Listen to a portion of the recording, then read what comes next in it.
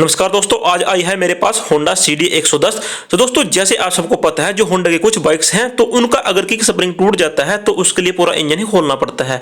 और जैसे बजाज की डिस्कवर या कुछ अन्य बाइक्स, तो उनके लिए पूरा इंजन को ही खोलना पड़ता है। लेकिन दोस्तों देखिए, अगर मेरे पास कोई बाइक्स आ जाती है तो उनमें मैं जुगाड़ भी कर सकता हूँ। तो देखिए, जैसे ये मेरे पास होंडा CD 110 आई है, तो मैंने कुछ बाइक्स में जुगाड़ भी किया है। तो मैंने इस कस्टमर को पहले ऑफर दिया कि क्यों ना मैं इसमें ये किक स्प्रिंग डालकर बाहर से ही इसका काम चला दूं। तो उस कस्टमर ने बोला, नहीं मिस्त्री जी, आप इसमें जुगाड़ मत करना, आप इसका बिल्कुल जेन्युइन काम करना। तो दोस्तों देखिए, चलो ये तो हमारा फर्ज है, हम कस्टमर को पहले पूछ लेते हैं, लेकिन कुछ बंदे इसका जेन्युइन काम ही मांगते हैं। तो ऐसे में हम पीछे क्यों हटें? तो इसके लिए तो अब मुझे पूरा इंजन ही खोलना पड़ेगा। तो दोस्तों, जैसे मैंने इसको ओपन किया, इसके इंजन को, तो मैं आपको बता दूं, ये इंजन पहले से ही किसी ने ओपन किया हुआ था इसका, यानी कि पूरा इंजन एक बार रिपेयर किया हुआ था। तो दोस्तों, सबसे पहले हमने इसके इंजन को निकाल लेना है। उसके बाद जो इसका मैग्नेट कवर होता है, इसमें कुछ बोल्ट लगे होते हैं, इनको भी ओपन करके इसके कवर को एक साइड में आपने रख देना है। अब इसलिए दोस्तों, जो इसका मैग्नेट होता है इसको भी हमें ओपन करना है, बाहर निकालना है एक पुलर के जरिए। वो इसलिए दोस्तों देखिए, कुछ बाइक्स ऐसी होती हैं जिनके जो मैग्नेट होता है हमें उसको ओपन करने की जरूरत नहीं पड़ती, लेकिन कुछ बाइक्स ऐसी होती हैं जिनके मैग्नेट को बाहर निकालना ही पड़ता है। उसका अब मैं आपको रीजन बताता हूं कि इसका क्या रीजन है। तो देखिए दोस्तों, मैंने अब इसके कवर को ओपन कर लिया है। तो ये इसका मैग्नेट है और मैं अब इसको ओपन कर लेता हूं। तो अब देखिए दोस्तों, अब मैंने इसके मैग्नेट को ओपन कर लिया है और मैं आपको बताता हूं कि इसके मैग्नेट को ओपन करने के पीछे क्या राज है। देखिए, आपको दिखा दूं, कुछ मैकेनिक के पास जो ये बाइक्स है कभी कभी खुलती हैं।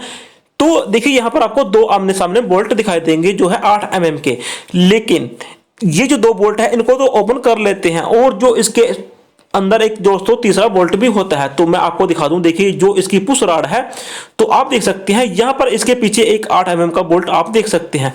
तो कुछ बंदों को ये दोस्तों ये दिखाई नहीं देता, और हो सकता है यहां पर जैसे ये कालापन है तो यहां पर ये दिखाई ना दे।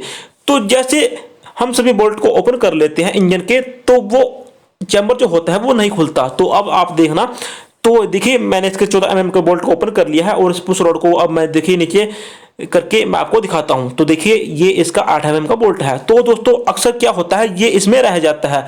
तो कुछ बंदे इसको ओपन करते वक्त, ये जब इन चैम्बर इसका ओपन नहीं होता तो इस पर हथौड़े से इस पर वार करते हैं, और वो दोस्तों ओपन नहीं होता। तो ऐसे में क्या होता है, जो इसकी सॉफ्ट होती है, कुछ बंदे इसको बैंड कर देते हैं या उसकी चूड़ी खराब कर देते हैं। तो दोस्तों, आपने याद रखना है, इसमें यहाँ पर 3 बोल्ट देखने को मिलते हैं।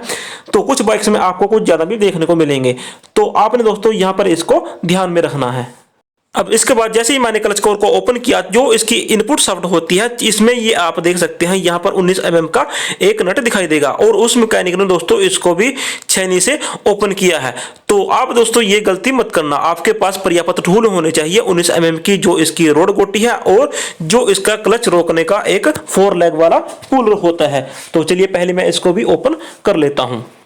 दोस्तों, चैम्बर को हमेशा ओपन करने से पहले आपने क्या करना है, प्लास्टिक हैमर का इस्तेमाल करना है, और उसको जो चैम्बर में साइड में सपोर्ट लगी होती है मजबूत, उन पर हिट करना है, ना कि दोस्तों किसी सॉफ्ट पर आपको हिट करना है, तो जिससे ये आसानी से ओपन हो जाए। दोस्तों, होंडा की जैसे dream yoga, dream neo, twister या CD 110, तो इसको जैसे हम चैम्बर को ओपन करते हैं तो आपने इसको मैग्नेट साइड वाले चैम्बर को ओपन करना है। तो जैसे मैंने आपको दिखाया है, तो इसलिए जो इसका स्प्रिंग होता है वो नीचे वाली साइड में होता है, और जो इसकी शाफ्ट निकलेगी वो देखिए, जैसे मैंने इसका स्प्रिंग निकाला वो भी इसी साइड से ऊपर निकलेगी। तो आपने याद रखना है, इसके चैम्बर को मैग्नेट साइड से ही ओपन करना है। अब इसके बाद बात करते हैं इसके स्प्रिंग की। तो दोस्तों देखिए, ये मेरे पास एक स्प्रिंग है जो है होंडा जेन1। तो आपने इसको कैसे इंस्टॉल करना है दोस्तों, इसका भी बहुत आसान तरीका है जो मैं आज आपको बताऊंगा। तो चलिए पहले मैं स्प्रिंग को निकाल लेता हूं और तब आपको आगे का प्रोसेस बताता हूं। अब देखिए दोस्तों, ये जो शाफ्ट है, आपको इसमें ये प्लास्टिक का बुश दिखाई देगा, और इसमें यहाँ पर आपको एक होल दिखाई देगा। तो आपने क्या करना है, जो ये प्लास्टिक का बुश है इसके ऊपर एक आपको वार्सल दिखाई देगी। तो सबसे पहले आपने इस वार्सल को बाहर निकाल लेना है। तो आप इसको एक पेचकस की मदद से बाहर निकाल सकते हैं। तो जैसे मैं आपको दिखा रहा हूं, तो देखिए ये वार्सल जो है बाहर निकल गई। अब इसके बाद देखिए ये बुश भी बाहर निकल गया। तो हमने क्या करना है, देखिए जो ये स्प्रिंग है, तो आपको इसको ऐसे फिट कर देना है और जो इसका नीचे वाला भाग है इसको इसके होल में इसको डाल देना है, जो ये कट आपको यहाँ पर दिखाई देगा। और इसके बाद दोबारा आपने ये जो बुश है इसको वापस वैसे ही डाल देना है और उसके बाद इस वार्सल को भी थोड़ा हीट करके इसको नीचे लगा देना है। अब देखिए जैसे ही हमने इस स्प्रिंग को फिट किया तो ये इसका दोस्तों ऊपर वाला रैचिट होता है जो इसके ऊपर वाले चैम्बर में फिट होगा। तो इसमें आपको एक चौड़े वाला कट दिखाई देगा दोस्तों, यही इसका टाइमिंग होता है।